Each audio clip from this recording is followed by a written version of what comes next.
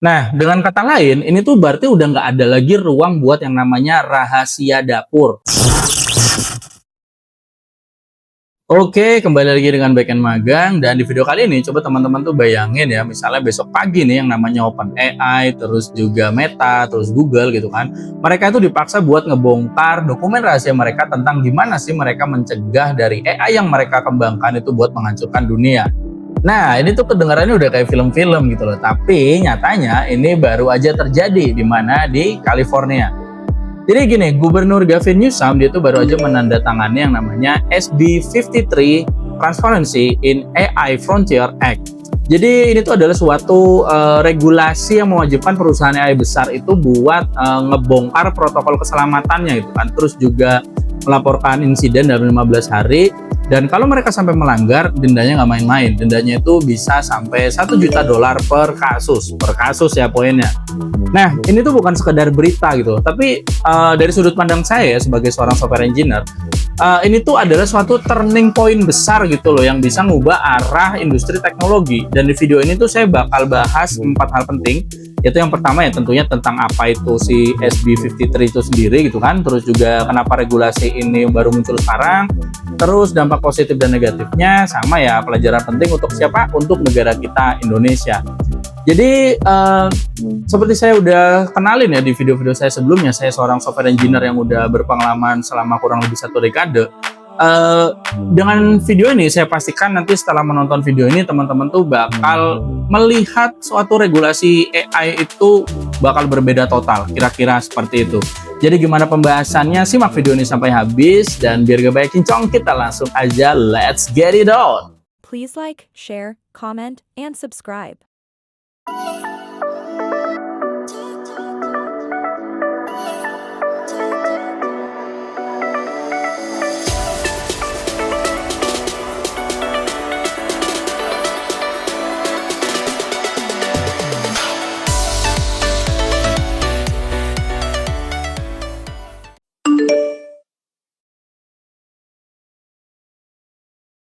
Nah, apa sih yang sebenarnya lagi terjadi gitu kan? Jadi gini, mari kita mulai dengan pertanyaan yang sederhana aja. Apa sebenarnya sih SB 53 itu sendiri gitu kan? Jadi pada 29 September 2025 ya, berarti ini masih hangat banget gitu kan. Nah, California tuh resmi mengesahkan sebuah undang-undang yang disebut sebagai SB 53 atau bisa disebut juga sebagai Transparency in Frontier AI Act. Jadi sumber berita ini dari dari The Verge sama Reuters. Jadi dua-duanya ini adalah media yang kredibilitasnya tuh udah nggak diragukan lah ya di dunia teknologi dan berita internasional. Nah, menurut The Verge, inilah regulasi besar pertama gitu loh di Amerika Serikat yang secara langsung itu ngatur perusahaan-perusahaan AI frontier tadi gitu loh.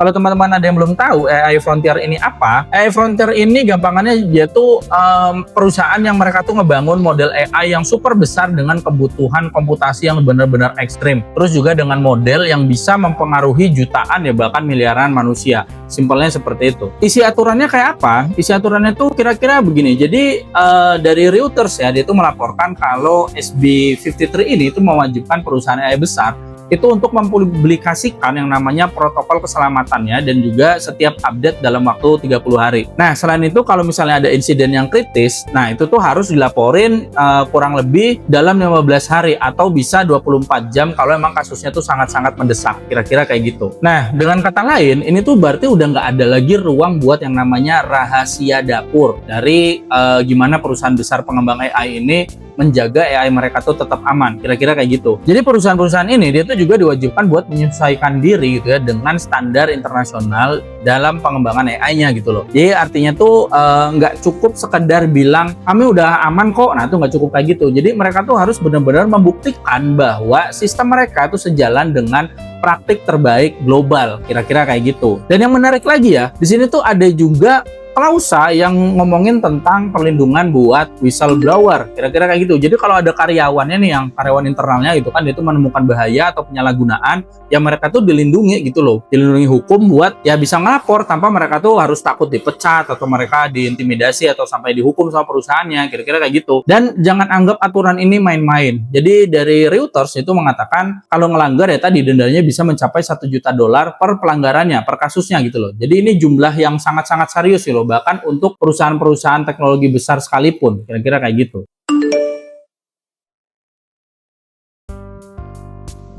Nah, sebagai seorang software engineer yang udah berkarir kurang lebih 1 dekade ya, dan saya itu berkutat di backend sistem yang kritikal, saya bisa bilang gini, jadi kewajiban semacam ini tuh udah bukan sekedar regulasi di atas kertas aja gitu loh. Nanti tuh bakal jadi membuat dokumentasi protokol keselamatan yang transparan gitu kan, terus juga menyiapkan prosedur buat insiden, sama ya ngelaporinnya secara resmi. Nah, ini nih bakal bikin namanya satu tim engineering itu bisa lembur berminggu-minggu buat memastikan ya semua detailnya itu rapi dan ya sesuai sama aturannya tadi gitu loh. Ini saya ngerti banget rasanya kayak gini tuh, bener-bener aduh capek.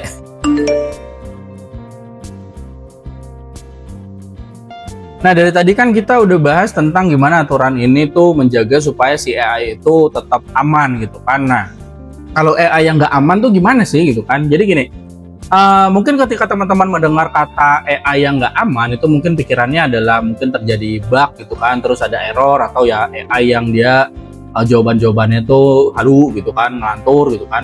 Tapi sebenarnya masalahnya itu lebih serius dari itu. Jadi gini, bayangin aja nih suatu model AI itu dia rilis ke publik gitu kan. Awalnya itu dipakai buat hal-hal biasa lah, kayak misalnya bikin teks, gambar, ataupun ya kode gitu kan, misalnya seorang software engineer gitu kan. Tapi ternyata ada orang iseng yang berhasil minta dia tuh buat memberikan instruksi secara detail buat merakit bom misalnya seperti itu. Itu bukan lagi error kecil gitu loh, itu udah resiko keamanan publik, kira-kira seperti itu. Dan misalnya contoh lain ya, misalnya AI di sektor kesehatan misalnya gitu. Ada startup yang ngebuat apa ya bilangnya tuh asisten diagnosis lah gitu kan. Asisten diagnosis buat medis gitu. Nah, tiba-tiba si AI itu dia halu gitu. Dan akhirnya dia salah baca data pasien misalnya. Ini kan hasilnya diagnosisnya tuh ya bisa keliru gitu loh. Bayangkan dampaknya itu nanti bagi pasien-pasien gitu. Ini udah nggak sekedar salah ketik lagi, kira-kira seperti itu. Atau ya misalnya hal yang lebih dekat dengan profesi saya gitu ya, sebagai backend engineer gitu kan.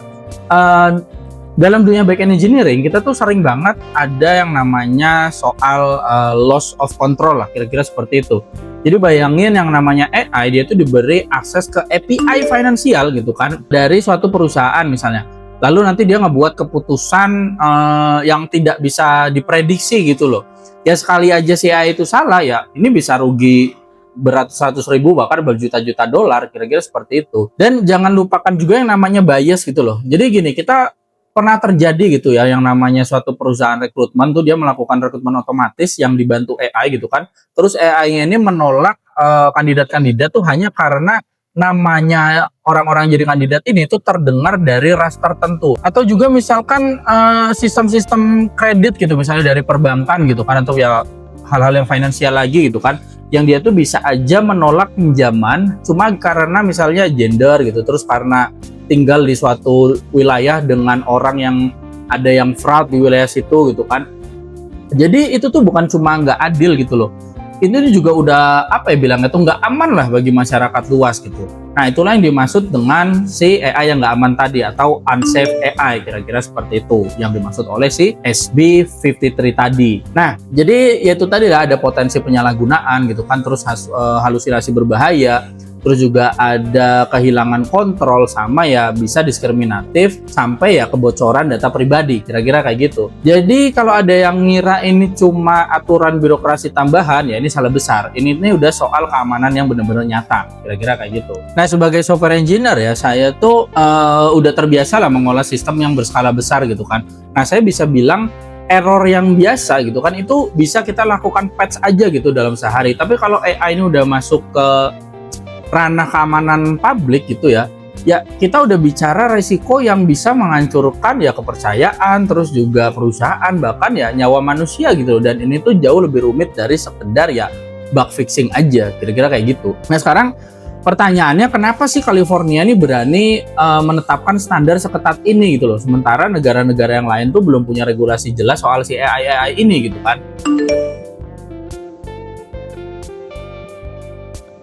Nah sekarang kita masuk ke kenapa sih California tuh bergerak duluan gitu loh.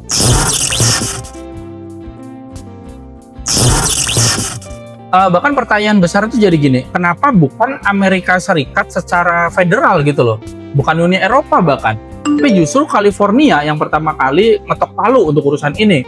Jadi gini, jawabannya itu bahkan ada di sejarah ya. Jadi kan California ini bukan hanya dia tuh pusat teknologi, jadi ini tuh kan juga rumah dari ya Silicon Valley lah. Ada Google situ kan, ada OpenAI, Meta ya, sampai ribuan startup AI gitu. Nah mereka tuh ada di satu ekosistem yang sama. Jadi ketika misalnya waktu Eropa gitu kan dia meluncurkan AI Act dengan aturan ketat ya, perusahaan-perusahaan Amerika tuh mulai was-was gitu loh.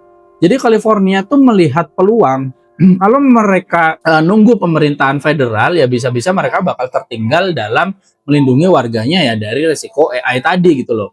Jadi mereka itu tahu kalau AI ini bukan hanya soal bisnis gitu. Ini udah soal kenyamanan publik dan bayangkan AI yang bisa bikin deepfake ya, teman-teman udah ngalamin kan, kita sendiri ada kasus yang pakai deepfake itu ya, udah pernah lihat kemarin kan. Ya kalau saya ulangin gini ya, bayangin AI itu kan udah bisa bikin deepfake gitu yang viral dalam hitungan jam.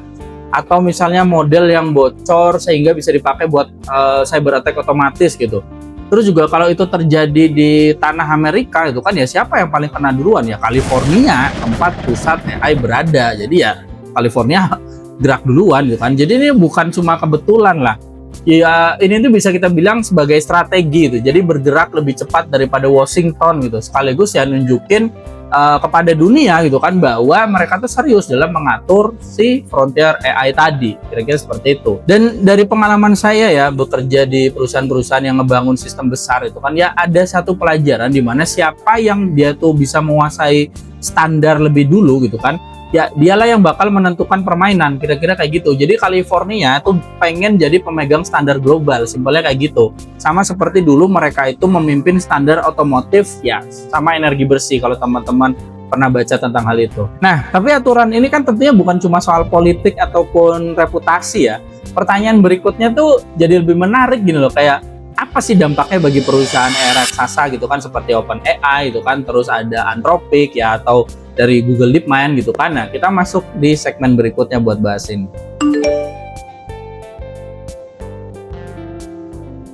Sekarang gini, bayangin teman-teman tuh adalah seorang CTO gitu ya, CTO di sebuah perusahaan AI besar. Nah, apa nih yang bakal teman-teman lakukan gitu kan ketika ya ada ini nih, adanya si SB53 tadi gitu kan. Wait, you mean we need to audit all our AI models? Oh no, my weekend is gone. Pertama sih tentunya transparansi itu bakal dipaksa jadi default gitu loh. Dan selama ini kan protokol keselamatan AI itu bersifat rahasia ya, kalau teman-teman sadari ini, teman-teman boleh cari lah. Kalau sejauh ini tuh masih semua itu rahasia. Nah, dengan SB53 tadi, mereka tuh harus buka sebagian besar proses internalnya itu ke publik, kira-kira kayak gitu. Jadi kalau yang kedua tuh gini, biaya compliance-nya itu tentunya bakal meledak lah. Jadi perusahaan tuh nggak lagi hanya fokus pada model, tapi ya juga pada dokumentasi, terus audit gitu kan, terus juga sistem pelaporannya. Nah, bagi raksasa seperti Google gitu kan, ini masih bisa dihandle. Tapi bagi startup frontier AI gitu kan, ini nih bisa jadi penghalang masuk yang sangat besar lah, kira-kira seperti itu. Dan yang ketiga, risiko hukum itu meningkat secara drastis gitu loh. Kalau ada insiden yang AI-nya itu tidak aman gitu kan, ya misalnya digunakan buat penipuan besar-besaran misalnya gitu, terus juga dipakai untuk hal yang nggak baik lah gitu, kayak misalnya tadi dipakai buat merakit sesuatu yang tidak benar gitu kan. Nah, mereka tuh wajib lapor gitu kan. Ya kalau enggak ya mereka bakal denda jutaan dolar gitu. Itu udah bakal menanti denda-denda itu gitu. Dan keempat ya ke citra. Jadi keempat tuh ke citra perusahaan tuh bakal dipertaruhkan, gampangnya kayak gitu. Jadi transparansi ini bisa membuat publik itu tahu gitu loh seberapa sering AI mereka tuh gagal. Nah itu gitu loh. Jadi ini bisa jadi bumerang juga. Jadi sebagai engineer saya bisa bilang ini nih bakal memaksa perusahaan itu mengubah culture-nya gitu loh. Dan dari gini, jadi culture itu berubah dari move fast gitu kan, move fast dan ya break things lah gampangnya gitu. Kalau biasanya kita di apa ya bilangnya itu di ekosistem yang agile gitu kan. Nah sekarang tuh menjadi move carefully gitu dan explain everything, kira-kira kayak begitu. Jadi kalau dulu gitu kan misalnya belum ada aturan ini, tentunya kan bisa langsung rilis sistem baru tuh hanya dengan testing internal aja gitu loh. Nah tapi dengan adanya aturan ini kan sekarang setiap error tuh bisa jadi dokumen resmi pemerintah, gampangnya kayak gitu. Ya itu artinya engineering itu bukan lagi sekedar ngebangun sistem lagi, tapi juga menjaga reputasi perusahaan di mata regulator dan publik, kira-kira kayak gitu. Tapi ya dibalik ini semua ada pertanyaan yang lebih dekat ke kita nih di Indonesia gitu kan.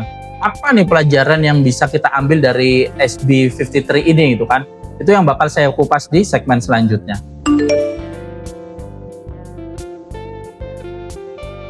Nah, apa nih pelajarannya buat negara kita Indonesia? Jadi sekarang bayangin gini, kalau misalnya AI Frontier ini mulai dipakai di Indonesia gitu kan, tanpa ada aturan yang jelas. Nah, apa ini yang mungkin terjadi?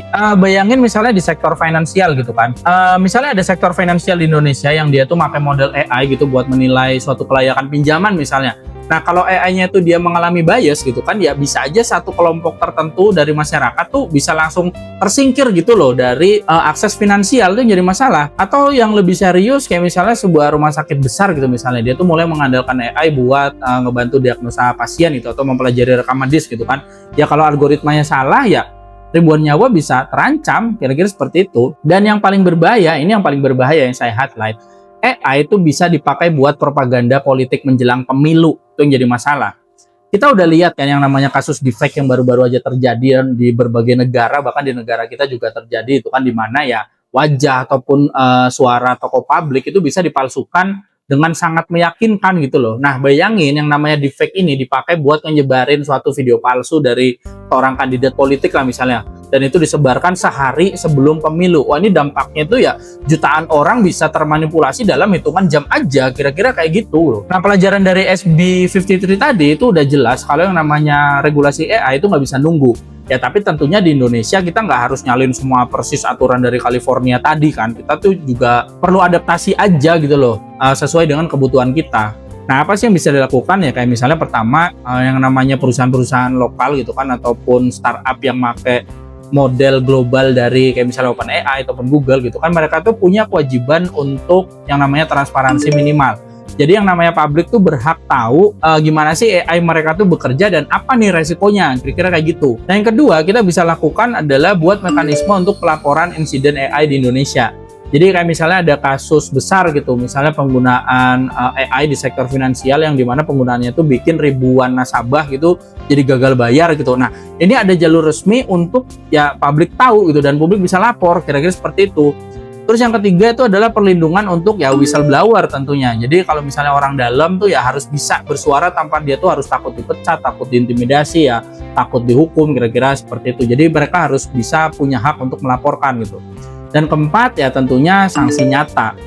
Jadi ya nggak harus $1 juta kayak di California itu, tapi cukup ngebuat perusahaan tuh serius untuk mematuhi aturan ini, kira-kira kayak gitu. Jadi dengan seperti itu kita tuh nggak hanya bergantung pada regulasi negara lain, kira-kira kayak gitu. Tapi kita punya payung hukum sendiri gitu kan untuk melindungi ya masyarakat kita. Nah sebagai seorang software engineer yang saya itu berkutatnya di backend engineering dan saya tuh udah terbiasa banget yang namanya trade off lah di dalam sistem gitu loh. Saya tuh tahu kalau yang namanya aturan yang terlalu ketat itu bakal menghambat inovasi gitu. Tapi ya tanpa aturan juga ya justru kepercayaan publik tuh bisa hilang gitu loh. Terus juga kalau kepercayaan itu hilang ya industri sendiri tuh nggak akan pernah bisa berkembang sehat, kira-kira seperti itu. Jadi pertanyaannya sekarang tuh apakah Indonesia siap belajar dari California apa enggak nih? Dan yang lebih penting lagi apakah kita sendiri tuh siap untuk memastikan AI yang kita gunakan setiap hari ini benar-benar aman apa enggak? Kira-kira seperti itu. Nah kalau teman-teman punya pandangan tentang hal ini boleh curhat-curhat di komentar. Kita nanti berdiskusi di sana, kira-kira seperti itu. Nah, dari semua pembahasan saya tadi tentang si SB 53 tadi, tentunya kita bisa ambil kesimpulan ya. Tapi ini dari perspektif saya aja ya. Kalau dari perspektif saya, SB 53 ini tuh udah bukan sekedar regulasi lah. Ini tuh adalah pesan kalau dunia ini mulai serius untuk mengendalikan AI gitu loh, bukan sebaliknya. Nah, gimana menurut teman-teman nih? Haruskah kita nih di Indonesia juga ngambil langkah serius, ngambil langkah serupa gitu kan? Ya share aja pendapat teman-teman di komentar itu kan, dan jangan lupa ya tentunya subscribe channel ini itu biar teman-teman selalu dapat ya insight terbaru seputar teknologi. Jadi kira-kira gitu aja dari saya. Thank you for watching dan salam BN Magang.